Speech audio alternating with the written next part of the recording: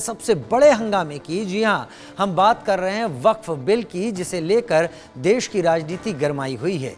बुधवार को वक्फ संशोधन बिल नए संशोधनों के साथ सदन में पेश किया जाएगा। उससे पहले सदन में विपक्ष ने खूब बवाल काटा, हंगामा खड़ा कर दिया और सदन से वॉकआउट भी कर दिया। इन सब के बीच एनडीए ने भी तय कर दिया है कि बुधवार को हर हाल में इस बिल को पेश किया जाएगा। बिल पर चर्चा के लिए 8 घंटे का समय भी तय किया गया। तो बुधवार को क्या होगा, राजनीति कितनी गरमाएगी, और सबसे बड़ा सवाल, क्या कभी वक्फ को लेकर सियासी बवाल थमेगा? आगे कुछ मिनट में हम इस मुद्दे पर कुछ खास मेहमानों के साथ चर्चा भी करेंगे, लेकिन सबसे पहले ये रिपोर्ट देखिए।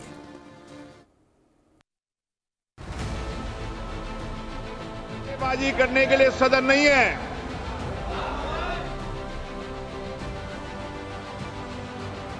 वक्फ बिल पर घमासान, क्यों डर रहे मुसलमान? तारीख हुई तय, विपक्ष में क्यों भय? वक्फ पर विवाद, ओवैसी क्यों बोले बर्बाद? सरकार का बड़ा कदम, 20 घंटे बाद वक्फ का वक्त खत्म। भारत की राजनीति में घमासान मचा है, बयानों के तीर चल रहे हैं, आरोप प्रत्यारोप का दौर जारी है और इस घमासान का केंद्र बिंदु है वक्फ बिल। चाहे तमाम विरोध हो, चाहे कितने ही धरने प्रदर्शन हो, लेकिन यह तय हो गया है कि वक्फ बिल 14 संशोधनों के साथ सदन के पटल पर पेश किया जाएगा। मामला क्या है, आप भी समझ लीजिए। वक्फ बिल को लेकर जेपीसी ने 14 संशोधन सुझाए हैं। बुधवार दोपहर 12 बजे बिल को सदन में पेश किया जाएगा। बिल पर बहस के लिए 8 घंटे का समय तय किया गया है। सभी सांसदों की मौजूदगी सुनिश्चित करने के लिए बात चल रही है। ज्यादातर अपोजिशन पार्टी के लोग 12 घंटे का मांग किया, तब बीच में 8 घंटे का चर्चा का समय तय किया गया और ये भी स्पीकर साहब ने कहा कि 8 घंटे चर्चा का समय दिया है, जिसको बढ़ाया जा सकता है, लेकिन हाउस का सेंस लेकर के। चर्चा तो हमेशा ऐसे होते हैं। करने के लिए सदन नहीं भारी है। हंगामे, तमाम विरोध प्रदर्शन के बाद आखिरकार ये तय हो गया है कि बुधवार को वक्फ संशोधन बिल पेश होगा। इसे लेकर विपक्ष पहले से ही हमलावर है। ओवैसी समेत तमाम विपक्षी दलों के नेताओं ने आरोप मढ़ दिया है कि सरकार विपक्ष से जुड़े मुद्दों को लेकर गंभीर नहीं है। एनडीए की गवर्नमेंट, जिसको चंद्रबाबू नायडू, नीतीश कुमार, चिराग पासवान और जयंत चौधरी सपोर्ट कर रहे हैं, ये वक्फ बिल अनकॉन्स्टिट्यूशनल है। ये वक्फ बिल आर्टिकल 14, आर्टिकल 25, 26, 29 का ग्रेव वायलेशन है। ये वक्फ बिल नहीं है, बल्कि ये वक्फ बर्बाद बिल है ये। और अगर चंद्रबाबू नायडू, नीतीश कुमार, चिराग पासवान, जयंत चौधरी इसकी तायीद करेंगे, तो वो अपने पॉलिटिकल रीजंस की वजह से, या जो भी उनके है नैरो रीजन तायीद कर रहे हैं नरेंद्र मोदी सरकार की। हम तो वॉकआउट करके आए हैं, उनका मन में क्या है अब वो जाने। आदरणीय, हम आशा करेंगे कि आदरणीय अध्यक्ष महोदय सब चीज का संज्ञान रखेगी। पूरा देश आज देख रहा है कि किस प्रकार से लोकसभा में धीरे धीरे आज लोकतंत्र की आवाज को कुचला जा रहा है। नहीं, वक्फ बोर्ड के खिलाफ हैं हम लोग। इसलिए खिलाफ हैं क्योंकि भारतीय जनता पार्टी हर जगह हस्तक्षेप करना चाहती है। भारतीय जनता पार्टी हर जगह अपना कंट्रोल चाहती है। सर, साथ ही जो अजमेर के हैं वो लोग सपोर्ट कर रहे थे, चिश्ती लोग, वो लोग कह रहे हैं कि इसको भ्रम फैलाया जा रहा है, ये सही है। ये भारतीय जनता पार्टी किससे क्या कहलवा दे, किससे क्या करवा दे, ये भारतीय जनता पार्टी का कमाल है। भले ही विपक्ष वक्फ बिल को लेकर सरकार पर हमलावर हो रहा हो, लेकिन बीजेपी के फायर ब्रांड नेता और यूपी के सीएम योगी आदित्यनाथ ने एक इंटरव्यू में साफ साफ कह दिया, वक्फ व्यक्तिगत स्वार्थ का अड्डा बन गया है। वक्फ बोर्ड ने कल्याण के काम नहीं किए, मेरे लिए राष्ट्र ही सबसे ऊपर है। उधर सरकार के रुख से नाराज होकर विपक्षी दलों के सदस्यों ने बिजनेस एडवाइजरी कमेटी की बैठक से वॉकआउट कर दिया। कुल मिलाकर राजनीति गरमाई हुई है, बयानबाजी हो रही है, विरोध भी देखने को मिला है। अब बस इंतजार बुधवार का है। आगे क्या होगा ये तो समय ही बताएगा। Bureau report, India news. आगे क्या होगा ये समय ही बताएगा, लेकिन ये आगे का जो समय है वो बस 20 घंटे का है। 20 घंटे बाद इस सवाल पर से पर्दा जरूर उठना शुरू हो जाएगा, क्योंकि कोशिश ऐसी है कि पेश करने के बाद 8 घंटे की चर्चा का जो वक्त होगा, उसके बाद ये तय हो जाए कि लोकसभा इसे पास कर रही है या फिर लोकसभा में उलझ रहा है। अगर उलझ रहा है, सरकार की किरकिरी हो रही है, और अगर पास हो रहा है तो उसके बाद सरकार इसके साथ राज्यसभा का रुख करेगी और वहां पर अपने अपने समीकरणों को साधने की कोशिश करेगी, लेकिन उससे पहले हंगामा जबरदस्त बरपा हुआ है वक्फ संशोधन बिल को लेकर। मेरे साथ खास मेहमान इस वक्त जुड़ने जा रहे हैं। एसएन सिंह साहब, प्रवक्ता बीजेपी, मेरे साथ जुड़ने जा रहे हैं। शुभ्रांश राय, मेरे साथ प्रवक्ता कांग्रेस, जुड़ने जा रहे हैं। यश भारतीय, प्रवक्ता समाजवादी पार्टी, मेरे साथ जुड़ने जा रहे हैं। संजीव उनियाल साहब, राजनीतिक विश्लेषक के तौर पर मेरे साथ जुड़ने जा रहे हैं। मौलाना अली हुसैन, इस्लामिक स्कॉलर के तौर पर मेरे साथ जुड़ने जा रहे हैं। और सैयद नसीरुद्दीन चिश्ती, चेयरमैन अजमेर दरगाह, थोड़ी देर में मेरे साथ जुड़ेंगे। सबसे पहले, क्योंकि सरकार इस संशोधन बिल को सामने ला रही है, मैं एसएन सिंह आपके साथ शुरुआत करना चाहता हूं। बहस से हटकर अगर मैं चर्चा के दौर पे इस बातचीत को ले जाना चाहूं तो मुझे लगता है कि मेरे किसी भी मेहमान को कोई दिक्कत नहीं होगी। हम सभी समझें और हमारे दर्शकों को समझाएं कि यह मुद्दा आखिर है क्या। खैर, मैंने कुछ इस बारे में जो जानकारी समेटने की कोशिश की कि वक्फ से संबंधित अगर शिकायतों की बात करें तो 9,942 मुस्लिम ऐसे शख्स हैं जिन्होंने इसको लेकर शिकायतें वक्फ प्रबंधन करने वाली संस्थाओं के खिलाफ दायर की हुई हैं। तमिलनाडु का एक किसान राजगोपाल अपनी जमीन नहीं बेच पाया क्योंकि पूरा गांव थिरुचेंथुरई को वक्फ ने दावा कर दिया था। उसके साथ ईदगाह मैदान बेंगलुरु का, जिसमें 1850 से वक्फ अपना बताता है, लेकिन ऐसा कोई प्रमाणिक दस्तावेज नहीं है। सूरत नगर निगम की बिल्डिंग हो या भगवान कृष्ण के बेट द्वारिका के 2 द्वीपों की बात हो जिसे वक्फ अपना बताता है, लेकिन इतना ही नहीं, दिल्ली संसद भवन, राष्ट्रपति भवन के साथ साथ एयरपोर्ट, वसंत विहार और पूरे इलाके पर भी एक बड़ी संपत्ति को वक्फ अपना बताता है। यह बात समझने के बाद एसएन सिंह, मैं आपके पास आना चाहता हूं। अगर आपको लग रहा, आपकी सरकार को लग रहा है कि इसमें कई संशोधनों के साथ इसको एक ऐसा रूप दिया जाना चाहिए जो सबको स्वीकार्य हो, जो ट्रांसपेरेंट हो, तो फिर यह हंगामा इतना क्यों बरप रहा है? एसएन सिंह।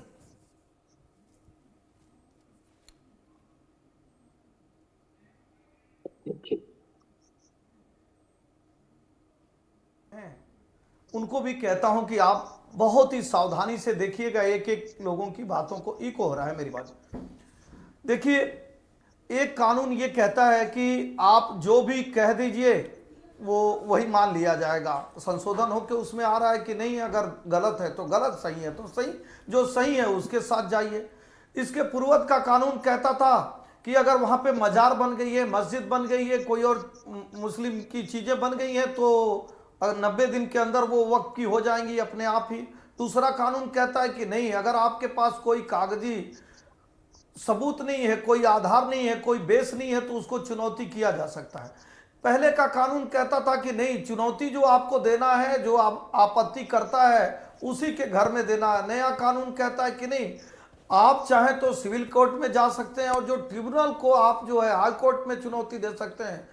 एक कानून कहता था कि महिलाओं का इसमें प्रवेश वर्जित है, महिलाएं रह नहीं सकती हैं। दूसरा कानून कहता है, जो अच्छा कानून, संशोधित कानून है, कि नहीं, महिलाएं तो हमारे देश की हिस्सा है, महिलाएं हमारी आधी आबादी हैं, निश्चित तौर पे महिलाएं भी रह सकती हैं।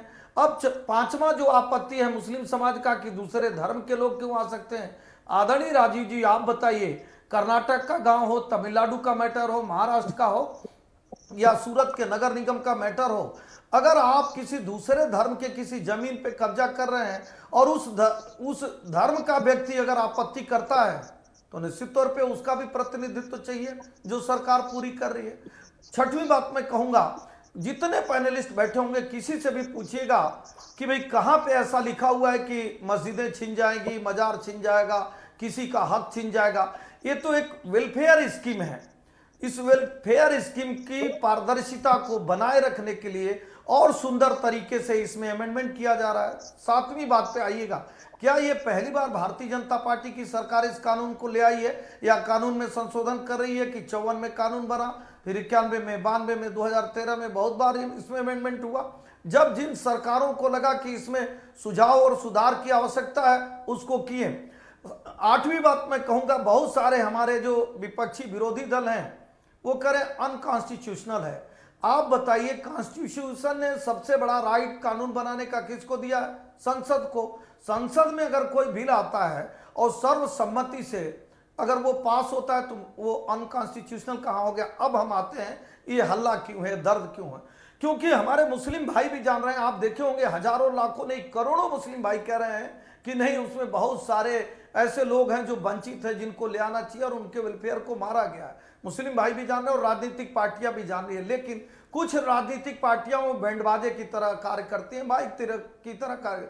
जब देश में कुछ भी अच्छा होगा तो वो शोर मचाएंगे, अगर संसद भवन बनेगा तो भी माइक लेकर बैंडबाजा लेकर आ जाएंगे, G20 होगा तो भी आ जाएंगे, अगर देश में कोई एक कानून ऐसा बनता है जो समानता का कानून है तो उस पर भी माइक और बैंड बाजा लेके आ जाएंगे। उनसे निश्चित तौर पे पूछा जाना चाहिए। एक ऐसा कानून बन रहा है जहां पे डिस्क्रिमिनेशन, जो विभेद है, उसको हटाकर और उसमें वेलफेयर स्कीम को जोड़ने का कार्य किया जा रहा है, पारदर्शिता ले आई जा रही है, अस्पष्टता ले आया जा रहा है। तो आपको दिक्कत क्या है? और अंतिम में एक बात जरूर कहूंगा, अगर किसी को दिक्कत है तो जेपीसी की मांग किए थे आप लोगों ने, उस जेपीसी कमेटी को दिया गया, जेपीसी कमेटी के सुझाव को इसमें शामिल किया गया और संसद में कोई कानून बनता है तो उसमें आपकी सहभागिता, सहयोग और डिस्कशन में आप शामिल होंगे, अपने सुझावों को दे सकते हैं कि ये चीजें नहीं सिर्फ मुझे विरोध करना है, चाहे भारत में तिरंगा यात्रा निकले उसका भी विरोध। चलिए ठीक है एसएन सिंह साहब, ठीक है एसएन सिंह साहब,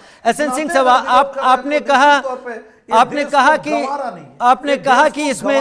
आपने कहा कि इसमें अपने ऐतराज रखे जा सकते थे। 44 संशोधन की बात हुई थी, 14 स्वीकार किए गए हैं। वो ऐतराज कितने रहे कितने नहीं रहे, और कल जब सामने चीजें आ जाएंगी, पटल पर आ जाएंगी, तब और चीजें साफ होंगी कि कहां पर क्या वस्तु स्थिति है। शायद चर्चा में और चीजें निकल कर आए। लेकिन शुभांश राय, मैं आपका रुख करना चाहूंगा।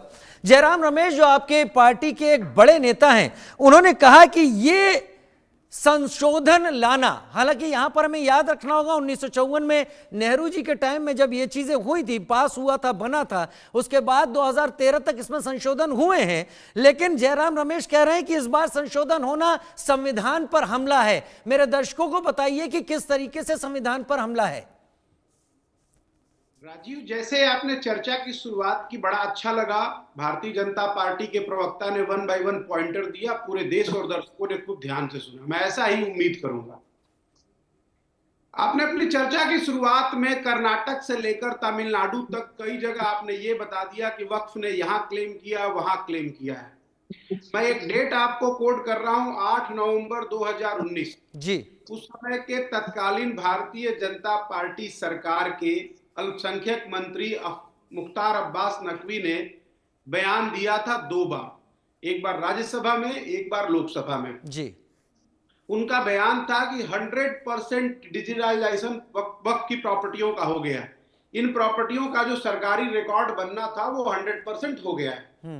तो सवाल ये पैदा होता है कि जो नवंबर 2019 में अगर वक्फ की सारी प्रॉपर्टियां चिन्हित कर ली गई हैं, तो आज क्या कोई नया व्यक्ति आ रहा है कहने के लिए कि कुंभ मेरा है, लाल किला मेरा है, पुराना किला मेरा है, प्रधानमंत्री आवास मेरा है, बीजेपी हेडक्वार्टर मेरा है तो उसको सिविल में बुक करिए और अंदर भेजिए। कहीं ऐसा तो नहीं कि वो भारतीय जनता पार्टी का ही अपना कर्मचारी हो जो चाहता हो कि सामाजिक भेदभाव। लेकिन आपने महाकुंभ का जिक्र बहुत अच्छा किया, वहां पर भी एक क्लेम कर दिया गया था। खैर, बात पूरी कीजिए। प्लीज मुझे कर दूसरी इंपॉर्टेंट, तो मुझे तो ये लगता है कि वो भारतीय जनता पार्टी का कर्मचारी है जो चाहता है कि इस देश में हिंदू मुसलमान एक साथ प्रेम से न रह पाए।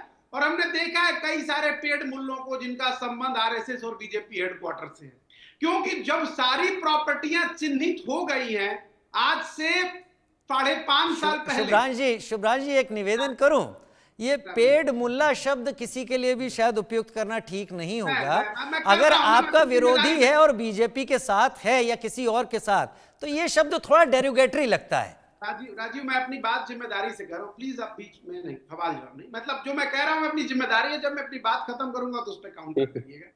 तो जब सब कुछ चिन्हित है तो ये चर्चा कहां से शुरू हो रही है कि वक्फ फलाने जगह के वक्फ ने कर्नाटक के गांव को अपना कर दिया तो तमिलनाडु के वक्फ ने तमिलनाडु को अपना कर दिया। इसका मतलब ऐसा कुछ है नहीं, सिर्फ ये हिंदुस्तान के प्रेम को आपस में बिगाड़ने के लिए Narendra Modi television private limited का अपना एक एजेंडा है जिसके द्वारा हिंदुस्तान के प्रेम को खत्म करने की कोशिश की जाए। एक दूसरा, अभी आपने जिक्र किया कि जेपीसी, बिल्कुल संशोधन होना चाहिए, समय के साथ संशोधन जरूरी है। जब आपने जेपीसी इनवाइट किया, जेपीसी में तमाम विपक्षी पार्टियों को आपने आमंत्रित किया, सबने अपने सुझाव दिए। 400 से ज्यादा सुझाव 400 से ज्यादा ऑब्जेक्शन भारतीय राष्ट्रीय कांग्रेस और इंडिया ब्लॉक के साथियों ने दिया। सरे से जगदंबिका पाल चेयरमैन जेपीसी ने उसको खारिज कर दिया। फिर अभी अगर आप कहें कि ये जेपीसी तो ये थोड़ा ज्यादती हो, क्योंकि आप बुलाते तो जरूर हैं। हम सब ने वो मीटिंग्स के फोटो जरूर देखे थे, लोग हंसते हुए जा रहे हैं, मुस्कुराते हुए आ रहे हैं, लेकिन जब कागज पे आने की बात हुई तो आपने एक भी नहीं स्वीकारा। इसका मतलब रिफॉर्म आप नहीं चाह रहे हैं, आप अपनी मोनोपोली चाह रहे हैं। तीसरा एक चर्चा का और केंद्र बिंदु है जिसपे मुझे लगता है कि हम सबका ध्यान आकर्षित होना चाहिए। कल फच्चर कमेटी के रिपोर्ट पे बड़ी जोरों शोरों से चर्चा चल रही थी, रिफॉर्म हुआ, सरकार कह रही है कि वक्फ के पास इतनी सारी प्रॉपर्टी है, उससे सरकार को या वक्फ को जितनी रेवेन्यू आनी चाहिए वो नहीं आ रहा। जो थोड़ी बहुत मेरी जानकारी है उसके हिसाब से वक्फ के अंदर मुसलमानों की मस्जिद आती है, उनके दरगाह आते हैं, उनका कब्रिस्तान आता है, और भी छोटी मोटी कुछ लैंड आती होगी तो मैं नहीं जानता, लेकिन मोटा मोटी ये आता है। तो क्या नरेंद्र मोदी सरकार अब ये चाह रही है कि जो मस्जिद में जो लोग नमाज अदा करने जा रहे हैं उनसे हम टिकट लगाकर वसूलें, जैसा नरेंद्र मोदी सरकार बाबा विश्वनाथ के साथ ले रही है? अगर आप बाबा विश्वनाथ के दर्शन करने जाएंगे तो आज की डेट में वहां नरेंद्र मोदी सरकार टिकट लगा रखी है।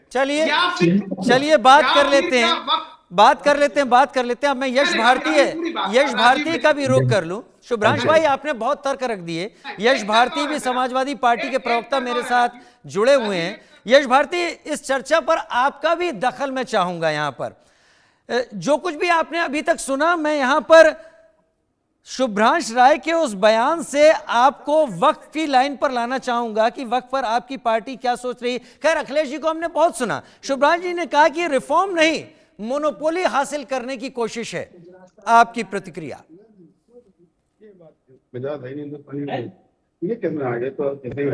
यश भारती जी, आपको मेरी आवाज आ रही है? राजीव जी, मुझे आपकी आवाज आ रही है, लेकिन किसी पैनलिस्ट का बीच में डिस्टर्बेंस। नहीं, मैं चाहूंगा मौलाना अली हुसैन, शायद आप खामोश रहें। यश भारती, आप बोलें। राजीव जी, भारतीय जनता पार्टी जो नाम बदलने के नाम पे राजनीति करना चाहती है, जो संस्कृति और विरासत के नाम पे राजनीति करना चाहती है, लेकिन जब हम बात करते हैं कि परिणाम क्या मिलने वाला है तो परिणाम से दूर भाग जाती है।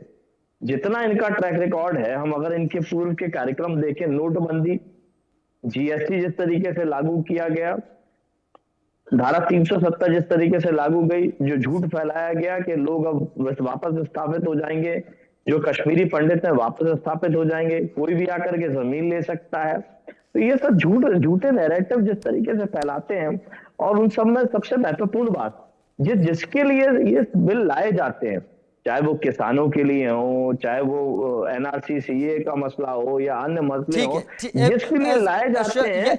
यश भारती साहब, अगर आप बुरा ना माने तो जरा थोड़ी देर के लिए मैं आपको रोकना चाहूंगा, क्योंकि मेरे साथ सैयद नसीरुद्दीन चिश्ती, चेयरमैन अजमेर दरगाह, इस वक्त जुड़ गए हैं। चिश्ती साहब, बहुत स्वागत है इंडिया न्यूज में आपका, और आपका आना कम से कम हमारी इस चर्चा को एक बड़ा एंगल देगा। आपके जरिए हम बहुत कुछ जानने की कोशिश कर लेंगे। वक्फ बिल को लेकर, संशोधन बिल को लेकर जो भी कवायद चल रही है, इसे दो तरीकों से बताया जा रहा है दुनिया के सामने। विपक्ष कह रहा है ये दखल है, और सरकार कह रही है ये ट्रांसपेरेंसी है, ये सभी के लिए मुफीद है, इसमें हर तरह की गलतफहमी को दूर करने की कोशिश की जा रही है। आपकी क्या प्रतिक्रिया, आपका क्या रुख? जनाब, मुझे सिर्फ हाफ मिनट दीजिए, अजान होने वाली, मैं उसके बाद बोलता हूं। अजान हो रही है, 5 मिनट बोलता।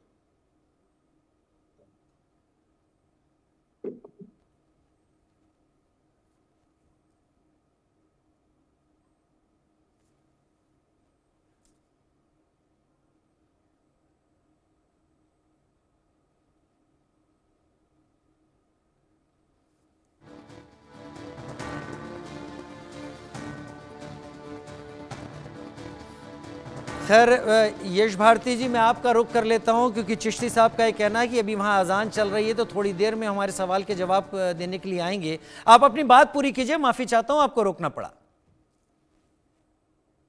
देखिए, बात वही है कि जिसके लिए बिल लाते हैं उस पर चर्चा कुछ भी नहीं करते हैं। ये संशोधन बिल की मांग किसने करी? केवल भारतीय जनता पार्टी लोगों के बीच में एक नैरेटिव हिंदू मुसलमान के नाम पर सेट करना चाहती है और अपने लोगों को फायदा पहुंचाना चाहती है। जैसे रेलवे की जमीन हो गई, सेना की जमीन हो गई, अब उसको वक्फ बोर्ड की जमीन पे केवल, क्योंकि सबसे बड़ी भूमाफिया अगर कोई है तो भारतीय जनता पार्टी की सरकार है और भारतीय जनता पार्टी के लोग हैं। ये हम समय समय पे देख चुके हैं। जैसे मैं अगर बात करूं, देश का पहला निजी रेलवे स्टेशन हबीबगंज के नाम से बनाया गया, ठेका दिया गया हबीबगंज के नाम से दिया गया, लीज दी गई हबीबगंज के नाम से दी गई, पहले कम समय के लिए दी गई, फिर उसको बढ़ा के 99 साल के लिए कर दिया गया। तो ये जो दिया गया अपने परम मित्रों को दिया गया, और एक दिन पहले उसका नाम हबीबगंज से बदल के रानी कमलापति कर दिया गया। अब क्यों कर दिया गया? ये भारतीय जनता पार्टी के लोग बेतुका बात करते हैं। वो हबीब मियां जिन्होंने अपनी निजी संपत्ति केवल इसीलिए दी कि भोपाल की तरक्की हो, देश की तरक्की हो और उस तरक्की से लोग जुड़े, लोगों के जीवन में खुशहाली आए। वो हबीब मियां की जमीन नाम बदलने का नाम क्या था? क्या हबीब मियां कोई आक्रांता थे? क्या उन्होंने कोई गलत काम किया था जो उनका नाम खत्म कर दिया गया हबीबगंज के नाम से? अगर रेलवे स्टेशन रहता तो किसको आपत्ति थी? क्योंकि केवल मुस्लिम नाम है, इसीलिए आपत्ति थी और इसीलिए बदल दिया गया। रानी कमलापति जी का पानी को लेकर के काम किया गया, लेकिन रेलवे स्टेशन को लेकर के या रेल को लेकर के कोई योगदान नहीं था जिसको लेकर के उन्होंने किया। एक बड़ी योजना नर्मदा नदी को लेकर के चली थी, भारतीय जनता पार्टी चाहती तो रानी कमलापति का नाम उसको दे सकती थी, लेकिन क्योंकि केवल हिंदू मुसलमान करना था इसीलिए सारी चीजें करी गई। हमारे साथी जो बात लगातार कहते थे, तमाम उदाहरण देश भर में, मैं एक और उदाहरण देता हूं जिसमें भोपाल नगर निगम चलता था, जो महल था, जो ताजमहल के नाम से भी जाना जाता है और शौकत महल के नाम से और भी नाम से जाना है, उसको हेरिटेज होटल बना दिया है केवल आमदनी का स्रोत बढ़ाने के लिए। हमें उसमें कोई आपत्ति नहीं है, आप आमदनी का स्रोत बढ़ा रहे हैं, अच्छी बात है, बेहतर व्यवस्था कीजिए, बेहतर चीजें कीजिए, लेकिन जो हिंदू मुसलमान के नाम पे नफरत फैला रहे हैं, जो हर एक व्यक्ति को आक्रांता साबित करना चाहते हैं, ये बड़ी दिक्कत वाली बात है कि जब संस्कृति और विरासत की बात आती है तो उसमें मुसलमानों का योगदान नहीं होगा। आप वक्फ की हुई जमीन, वक्त का अर्थ सीधा तौर पर यह है कि आप लोगों की भलाई के लिए दान में दे रहे हैं चीज को, और जिससे दान करने वाले का कोई ताल्लुक नहीं होगा, कोई स्वार्थ नहीं होगा, उसका केवल यही होगा कि लोगों की तरक्की हो, लोगों के जीवन में खुशहाली आए। अब उस जीवन में खुशहाली आने की जमीन पे अगर नीयत खराब हो गई है भारतीय जनता पार्टी की सरकार की, क्यों? क्योंकि केवल वो मुसलमान बोर्ड एक स्थापित कर रहा है। अरे उस बोर्ड के संचालन कहीं ना कहीं जो चेयरमैन बनाते हैं वो राज्य में राज्य सरकार, केंद्र में केंद्र सरकार बनाते हैं, तो हस्तक्षेप तो सरकारों का है उसके अंदर। और जबलपुर हाईकोर्ट का एक बड़ा उदाहरण है जिसमें उन्होंने हस्तक्षेप करते हुए एक मामला सुलझाया है। तीसरी एक बड़ी बात, एक तरफ आपने जो शुरुआत में राजीव जी एक आंकड़े बताए थे कि मैं समझ गया आप क्या कहना चाहते हैं। यहाँ पर जिसके लिए बिल लाते हैं उससे चर्चा नहीं करते। यहाँ पर ये कई एतराज आपके यहाँ पर हैं। आपने कहा कि वक्फ के पास जो ज़मीन आती है, जो चीज़ें आती हैं वो दान के तौर पर आती हैं, लेकिन फिर यहाँ पर कई सवाल ये भी इसमें इसके साथ सरकार जोड़ती है कि इसके साथ भी वक्फ ने कई और प्रॉपर्टी पर क्लेम किया हुआ है। खैर उसमें मैं नहीं जा रहा, वो सारी चीज़ें संसद के पटल पर साफ होंगी। लेकिन अभी सैयद नसीरुद्दीन चिश्ती एक बार फिर मेरे साथ चेयरमैन अजमेर दरगाह जुड़ गए। बहुत स्वागत है चिश्ती साहब आपका। चिश्ती साहब, आपकी पहली प्रतिक्रिया, आपका पहला रुख वक्फ संशोधन बिल को लेकर। देखिए, पहले तो मैं एक बात स्पष्ट कर दूं, मैं सैयद नसीरुद्दीन चिश्ती अजमेर दरगाह का चेयरमैन नहीं हूं जी। हमारी एक संस्था है ऑल इंडिया सूफी सज्जादा नशीन काउंसिल जी, जो सज्जादा नशीन की काउंसिल है, मैं उसका चेयरमैन हूं जी, जी। अजमेर दरगाह से मेरा ताल्लुक यह है कि अजमेर दरगाह के जो आध्यात्मिक प्रमुख हैं सैयद ज़ैनुल आबिदीन साहब सज्जादा नशीन साहब, मैं उनका बड़ा बेटा, उनका उत्तराधिकारी हूं। बहुत स्वागत। और ख्वाजा गरीब नवाज का एक वंशज हूँ जी। अब मेरी प्रतिक्रिया में देता हूँ आपको। देखिए, मैं तो पहले भी वेलकम किया था वक्फ अमेंडमेंट बिल का और खुल के किया है और अभी भी करता हूँ। वक्फ एक्ट में अमेंडमेंट की सख्त जरूरत है, इसमें ट्रांसपेरेंसी आना जरूरी है और वक्फ की प्रॉपर्टी का सही यूटिलाइजेशन होना बहुत जरूरी है। वक्फ की प्रॉपर्टी सिर्फ और सिर्फ लैंड माफियाओं के हाथ में आज की तारीख में, या कुछ रसूखदार लोग हैं जिन्होंने वक्फ की प्रॉपर्टी पे कब्जा कर रखा है या उसको गैर कानूनी तरीके से बहुत चीप रेट पे किराए पे ले रखा है, रेंट पे लिया हुआ है, जो कि गलत है। जबकि वक्फ का मतलब यही होता है, वक्फ का ऑब्जेक्ट यही होता है रिलीजियस, चैरिटेबल एंड पायस। सिर्फ गरीब गुरबाओं की फलाह बहबूदी के लिए इंसान जो वक्फ करता है, वाकिफ जिसको डोनर बोलते हैं हम लोग, वो इसी नियत से करता है कि मैं इसको अल्लाह की राह में वक्फ कर रहा हूँ। अब इस प्रॉपर्टी की आमदनी अगर क्या हो तो वक्फ अल्लाह औलाद के लिए अगर करता तो अलग बात है, उसकी मंशा नहीं है, तो उसकी मकसद यही होता है कि ये गरीब यतीम बच्चों गरीब गुरबाओं के वेलफेयर के लिए काम में लिया जाए। लेकिन आज की तारीख में कौन सा वक्फ बोर्ड है जो वेलफेयर स्कीम चला रहा है, स्कूल चला रहा है, कॉलेज चला रहा है, यतीमखाने चला रहा है? एग्जैक्टली, ये बड़ा इंपॉर्टेंट इशू है गरीबों के लिए। इशू, हाँ बिल्कुल जी। दूसरा इशू ये कि एक गुमराह जो किया जा रहा है आवाम को कि इस बिल के जरिए आपकी प्रॉपर्टी छीन ले जाएंगी, आपकी धार्मिक जो प्रॉपर्टीज है, मस्जिद, दरगाहें, कब्रिस्तान, उन पे हुकूमत कब्जा कर लेगी। देखिए, जब हुकूमत आधिकारिक तौर पर पार्लियामेंट में बयान दे रही है तो हमें being a responsible citizen of this country under the constitution हमारा ये फर्ज बनता है कि जो पार्लियामेंट में आधिकारिक बयान दिया जा रहा है कि आपकी किसी प्रॉपर्टी को नुकसान नहीं होगा, आपकी तमाम प्रॉपर्टी प्रोटेक्ट की जाएंगी, तो हमें उस पर यकीन करना चाहिए, ना कि बाजार में खड़े होकर या रोड पे खड़े होकर के जो बयान दे रहे हैं मीडिया पे चीप पब्लिसिटी के लिए, उन पे यकीन नहीं करना चाहिए। नसीरुद्दीन चिश्ती साहब, यहीं पर आपको रोकना चाहूंगा। यही तो बयान इतने सारे आ रहे हैं जिस पर लगातार सरकार की तरफ से कहा जा रहा है कि अभी ये चीज टेबल ही नहीं हुई है, तो इस तरीके की चीजों का मतलब क्या है? लेकिन विपक्ष लगातार यही कह रहा है। असदुद्दीन ओवैसी ने खुले में इस बात को कहा है कि खानकाह, मस्जिदें, इबादत गाहें, ये सब कब्जे में ले ली जाएंगी। सैयद नसीरुद्दीन चिश्ती, आप इस बात को साफ करें अजमेर दरगाह से कि क्या ऐसा है? बहुत क्लियर करता हूं आपको भी। देखिए, मैं एक एग्जांपल देता हूं आपको। खानकाहें, दरगाहों की बात करिए क्योंकि मैं खानकाह दरगाह से ताल्लुक रखता हूं। वक्फ एक्ट के अंदर स्टेट वक्फ बोर्ड से तमाम दरगाहें गवर्न होती हैं, वहां का मुतवली अपॉइंटमेंट दरगाह ही करती है। अगर हेरिडिटी भी है तो रिकॉग्निशन लेना पड़ेगा वक्फ बोर्ड से। लेकिन मैं अजमेर दरगाह की मिसाल देता हूं आपको। 1955 में एक्ट नंबर 36 1955 लाया गया। अजमेर दरगाह डायरेक्ट सेंट्रल गवर्नमेंट से गवर्न होती है थ्रू द माइनॉरिटी मिनिस्ट्री। आज उसके बावजूद आज हमारी दरगाहों में रस्मों रिवाज में, हमारे क्रियाकलापों में, हमारी परंपराओं में किसी किस्म का कोई रोक टोक नहीं है। इवन जो कस्टम और ट्रेडिशन चलते आ रहे हैं 400, 500, 800 सालों से, वो आज तक कायम और दायम है। उनका एक एडमिनिस्ट्रेटर बैठता है यहाँ पर, जिसको दरगाह नाजिम कहा जाता है, अंदर दरगाह Khwaja Sahab act, chief executive officer है, वो अपना काम करते हैं, दरगाह मैनेजमेंट देखते हैं, कोई इख्तलाफ नहीं है। मैं एग्जांपल दे रहा हूँ, आपके सामने एग्जांपल है। अब जो लोगों को गुमराह किया जा रहा है कि हुकूमत अपने कंट्रोल में रहना चाहती है वक्फ की प्रॉपर्टीज को, तो देखिए, मुसलमान गलतफहमी में जी रहा था। 1954 में जब से एक्ट बना है, ये वक्फ एक्ट, जब से ही मान के चलिए हुकूमत के कंट्रोल में डायरेक्ट इनडायरेक्ट, ठीक है, ऑटोनोमस बॉडी बना दी थी आपको। लेकिन आज भी वक्फ बोर्ड के अंदर जो मेंबर अपॉइंट होते हैं वो स्टेट में जब भी जिसकी सरकार आती है वो अपॉइंटमेंट देती है अपने रिलीजियस, अपने पॉलिटिकल वर्कर्स को, उनको मेंबर बनाती है, उन्हीं में से चेयरमैन चुनती है। और इशारा भी चेयरमैन का सीएम ही करते हैं, ये चेयरमैन बनेगा। सीईओ जो अपॉइंट होता है वो गवर्नमेंट का अपॉइंट होता है। इवन वक्फ ट्रिब्यूनल के अंदर देखिए आप, जजेस बैठते हैं तो हर धर्म के लोग बैठते हैं उसके अंदर। तो ये ऑटोनोमस बॉडी जरूर है, लेकिन इनडायरेक्टली इसका कंट्रोल गवर्नमेंट ने ही किया है। लोग कह रहे हैं मस्जिद के लिए मैं आपको कहना चाहता हूं, हर शहर के अंदर, डिस्ट्रिक्ट के अंदर मस्जिद कमेटी होती है, उसमें वक्फ बोर्ड का नुमाइंदा बैठता है, लेकिन उसको कंट्रोल डिस्ट्रिक्ट कलेक्टर करता है। तो ये गलतफहमी क्यों फैलाई जा रही है?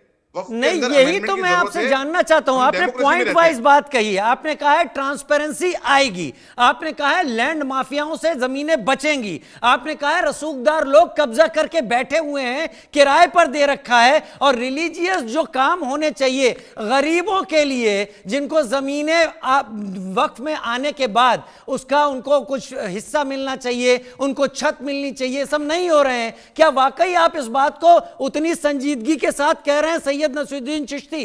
क्योंकि भारत का विपक्ष इसी बात को कह रहा है कि दखल दिया जा रहा है।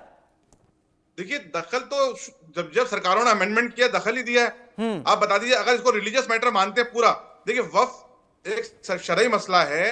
वक्फ का मैनेजमेंट जो है वो under the constitution of India शुरू से चलता आ रहा है। 1954 में वक्फ एक्ट बना ना, उसके अंदर समय समय पे अमेंडमेंट हुआ, सेंट्रल वक्फ काउंसिल बनी, तो हुकूमत तो इसमें डायरेक्ट इंडायरेक्ट में इसका इंटरफेयर रहा है। अब अगर आप कहते हैं ये रिलीजियस मैटर है प्योर, तो आज तक किसी हुकूमत ने इसमें मुफ्ती और उलमाओं को मेंबर क्यों नहीं बनाया? किसी वक्फ बोर्ड के अंदर मुफ्ती और उलमा इसके अंदर मेंबर नहीं मिलेंगे आपको, सब पॉलिटिकल अपॉइंटमेंट मिलते हैं, सारे पॉलिटिकल अपॉइंटमेंट है। तो हम चाहते हैं कि एक अच्छा एक्ट बने, और सरकार की मंशा साफ है। सरकार ने अगर जल्दबाजी होती तो सरकार इसको जेपीसी में नहीं भेजती, सरकार ने जेपीसी में भेजा, जेपीसी ने सबको सुना। अब उसके बावजूद कल जो बिल टेबल किया जा रहा है, उसको देखने से पहले लोग ऑब्जेक्शन कर रहे हैं, और उसके लिए भी 8 घंटे की डिबेट का टाइम तय हुआ है। तो सबको सुना जाएगा, सरकार अपनी बात रखेगी, विपक्ष अपनी बात रखे। और मैं कल अपील करता हूं कि पूरी हिंदुस्तान का मुसलमान को सुने, समझे, सरकार की व्यूज को समझे, अपोजिशन की व्यूज को समझे, और फिर डिसीजन ले।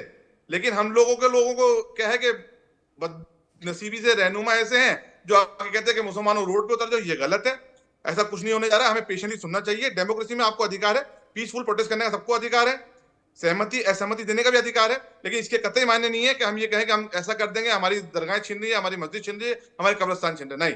अच्छा ठीक है, दो चीजें आपके सामने रखता हूं, क्योंकि आप अजमेर दरगाह से आते हैं और मैं भी अजमेर गया हुआ हूं। दो चीजें आपसे समझना चाहता हूं। एक तो कांग्रेस के बड़े नेता जयराम रमेश ने कहा कि ये अगर आता है तो ये हमारे संविधान पर हमला है। कल मेरी बात हो रही थी शफीउल्लाह साहब, जो कि सेक्रेटरी ऑल इंडिया मिल्ली काउंसिल कर्नाटक से हैं, उन्होंने इसे इस्लाम पर हमला बताया।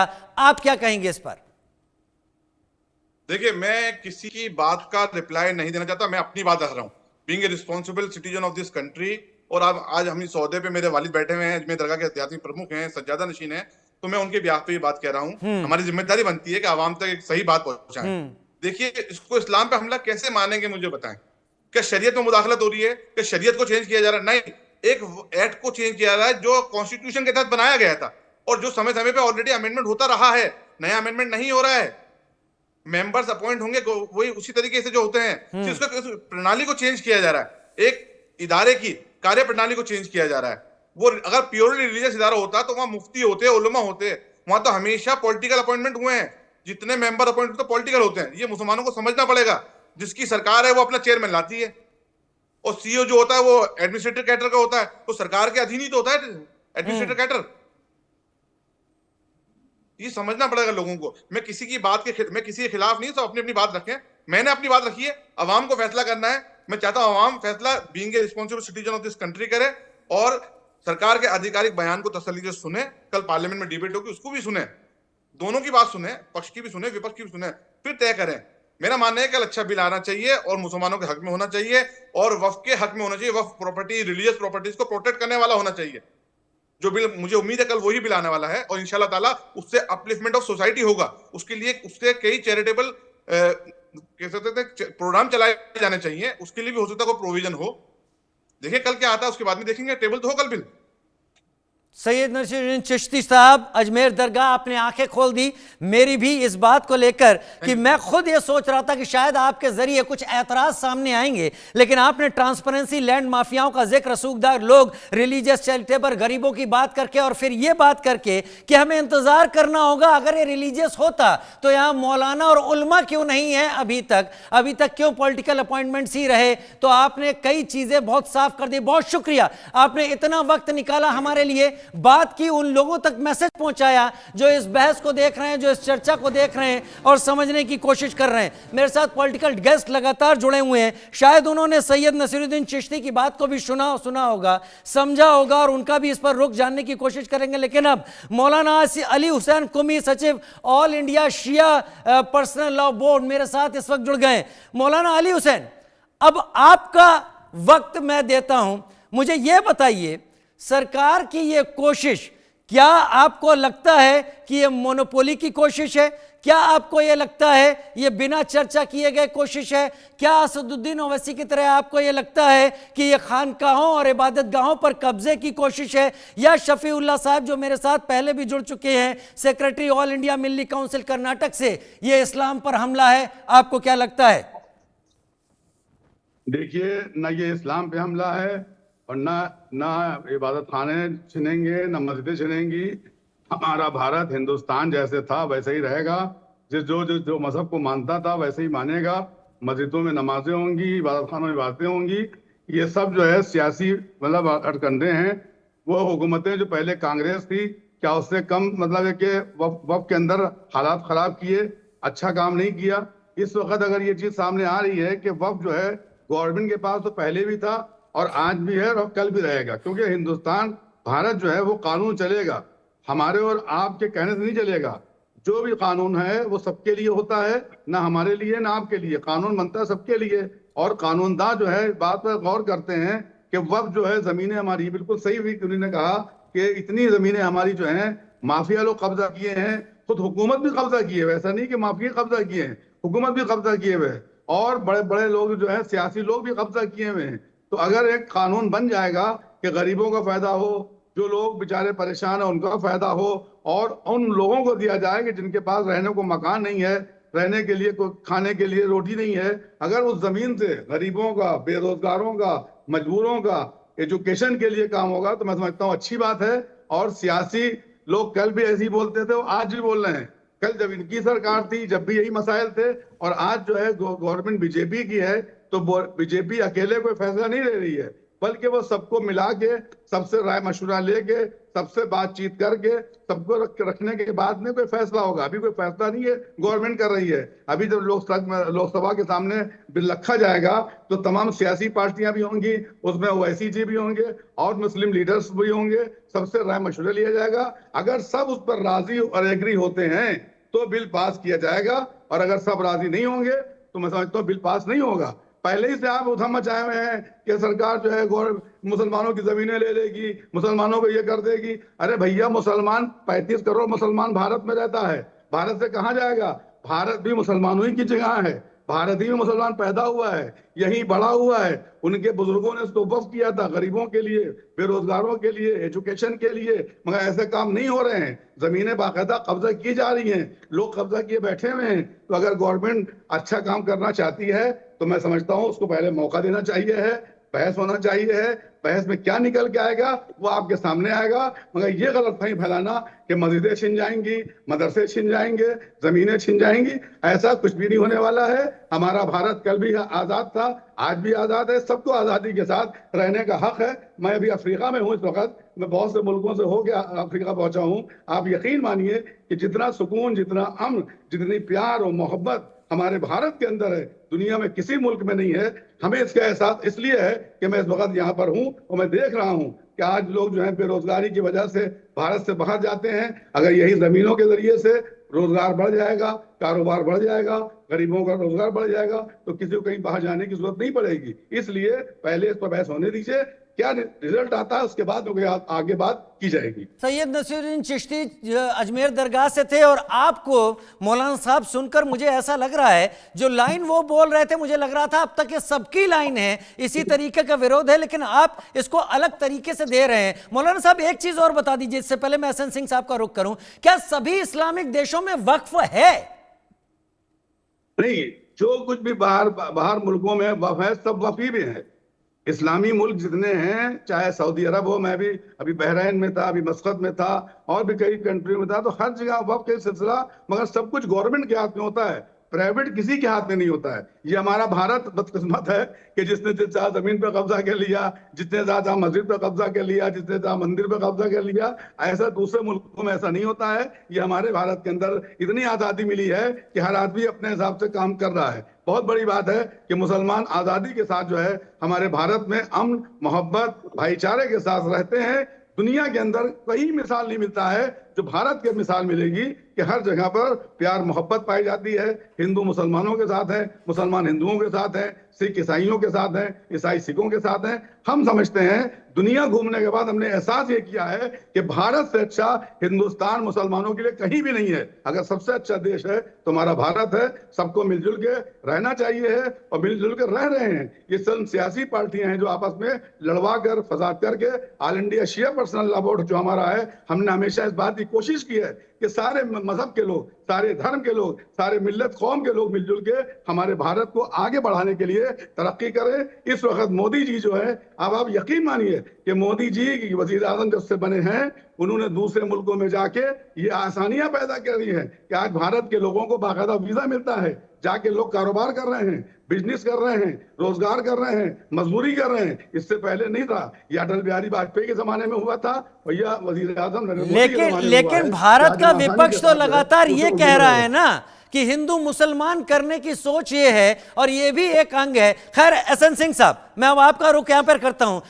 मेरा सीधा सवाल ये विरोध किस लिए हो रहा है? हमने सैयद नसीरुद्दीन चिश्ती जो अजमेर दरगाह से थे उनको सुना, मौलाना साहब को हम अभी सुन रहे थे जो इस वक्त अफ्रीका में है और वो दुनिया भर की बात यहां पर करके अपनी बात रख रहे हैं। उन्होंने क्या रखा ये उनका अनुभव है, लेकिन क्या ये मोदी सरकार बिल ला रही है, विरोध इसलिए हो रहा है, या फिर विपक्ष का ये विरोध जायज है कि आप हिंदू मुसलमान करने की कोशिश कर रहे हैं? नहीं, देखिए, पहले तो तहे दिल से हम शुक्रिया करते हैं, धन्यवाद देते हैं भारत के ऐसे मुसलमानों को जो भारत की चिंता करते हैं और भारत की बात करते हैं। आज आप देखे होंगे कि विपक्ष के मुंह पे कैसे तमाचा हमारे दो पैनलिस्टों ने मारा, और उन्होंने कहा कि पहले बिल तो आने दीजिए। आप समझिए, अगर ये हुकूमत भारत के हित में कार्य कर रही है तो हम सभी भारत के हैं, हम भारत से अलग नहीं है। एक बात। दूसरी बात, आपने एक बड़ा अच्छा सवाल पूछा कि क्या विपक्ष ऐसे ही विरोध कर रही है, क्या उसको कोई जानकारी है, तो वो भी आपके चैनल के माध्यम से पता चल जाएगा। दो चीजें, एक कांग्रेस के जो हमारे को पैनलिस्ट ने सवाल उठाया और उन्होंने आपके चैनल पर ही कहा, रिकॉर्ड कहता हूं, उन्होंने कहा कि मुझे जो जानकारी है केवल मस्जिद और मदरसे, जो मस्जिद और मदरसे हैं वो वक्फ के अंतर्गत आते हैं और उसमें कोई इस तरह की चीजें नहीं होती हैं। तो ऐसे लोगों को जरूर बताइए कि बहुत सारी ऐसी दुकानें, बहुत सारी ऐसी जमीनें वो भी वक्फ के अंदर आती हैं और जिसके नाते विवाद होता है। हम दूर नहीं जाते हैं, उत्तर प्रदेश में सहारनपुर में, किसी का नाम नहीं लेंगे, एक पूर्व मंत्री मुफ्ती साहब थे, उनके यहाँ 125 एकड़ जमीन, 125 एकड़ जमीन वक्फ की है। उससे बताइए उनके परिवार का पेट भरता है कि किसी गरीब का पेट भरता है। दूसरे कांग्रेस के प्रवक्ता ने एक और सवाल पूछा था, हम उससे इतर नहीं जाते, उनको बताते हैं।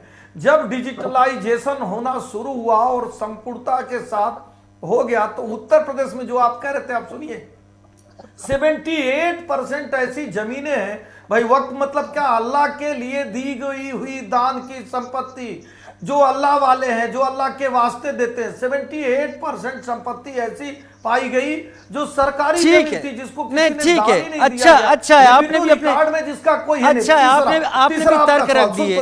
मैं शुभ्रांश राय जी का ही रोक कर लेता हूँ। शुभ्रांश राय जी उंगली भी उठा रहे हैं, मेरे साथ सुनिए तो। समाजवादी पार्टी ने कहा नहीं, ठीक है, उन्हें मौका देते, शुभ्रांश राय को मौका देते। एक समाजवादी पार्टी का लास्ट सुनिए तो सर, सुनिए तो, समय नहीं है भाई। ऐसे लोग जो हिंदू मुस्लिम की राजनीति से पैदा ही हुए, जो जानते हैं दंगे के बाद अगर पैसा बांटने जाते हैं तो केवल मुस्लिम धर्म को देते हैं, जो सिमी का समर्थन करते हैं, जो आतंकवादियों को ठीक है, मैं शुभ्रांश राय की तरफ जानता हूं। शुभ्रांश राय मैं वाकई आपसे कह रहा हूं, शुभ्रांश राय, इस डिस्कशन से पहले मैं असदुद्दीन ओवैसी के बयानों को देख कर आया था और मुझे लग रहा था कि जो विरोध के पॉइंट वो सामने रख रहे हैं वो बहुत जायज हैं, लेकिन सैयद नसीरुद्दीन चिश्ती ने जिस तरीके से कई पॉइंट्स को सामने रखा या मौलाना अली हुसैन ने सामने रखा, मुझे भी सोचना पड़ा कि इन चीजों को तो आप लोग अवॉइड कर रहे हैं या आप लोग सेलेक्टिव हो गए हैं। शुभ्रांश राजीव, मैं सैयद चिश्ती की बात को ही आगे बढ़ाता हूं। उन्होंने बड़ा अच्छा एक शब्द कहा कि जो भी केंद्र और राज्य में वक्फ है उसको नियुक्त करने का काम सरकार का है।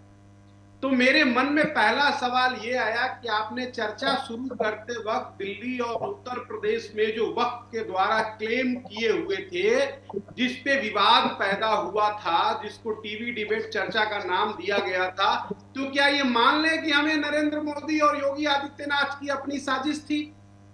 अगर चिश्ती जी को आप कोट कर रहे हैं तो दूसरी इंपॉर्टेंट बात, मैं बिल्कुल उनकी नहीं, मैं कोट नहीं कर रहा हूं, जो उन्होंने कहा वो सामने रख दिया। मैं भी उन्हीं मित्र, मैं भी उन्हीं नहीं, राजू जी इसको बताइए, राजू जी होता क्या है? राजू जी जब तक बताएंगे नहीं, इनको बताइए कि सेक्शन 40 शांत रहिए, वक्फ एक्ट का सेक्शन 40 नहीं, आप उसको जानते चलिए। वक्फ एक्ट का जो सेक्शन 40 कहता है कि भाई आप जिस चीज पर दावा कर दें वो दावा आपका मान्य हो जाएगा। इस नाते विवाद हुआ, तमिलनाडु में भी विवाद हुआ। एसएन सिंह साहब, नहीं, देखिए, वक्फ एक्ट के सेक्शन 85 पर बड़ा एतराज रहा कि इसके जो न्यायाधिकरण है उसके निर्णय को हाईकोर्ट या अदालत में चुनौती नहीं दे सकते और शायद इसको लेकर भी कुछ चर्चाएं हुई हैं। आइए शुभ्रांश, आइए इस पर आइए। सुप्रीम कोर्ट का फैसला है, आप इनको सुना दीजिए। कलकत्ता हाईकोर्ट के फैसले को सुभ्रांश जी को सुनाइए और सुप्रीम कोर्ट के फैसले। चलिए, बहुत अच्छा है, लेकिन आप लोगों ने बड़े अभी आरोप लगाए कि इस जेपीसी में सुना नहीं गया।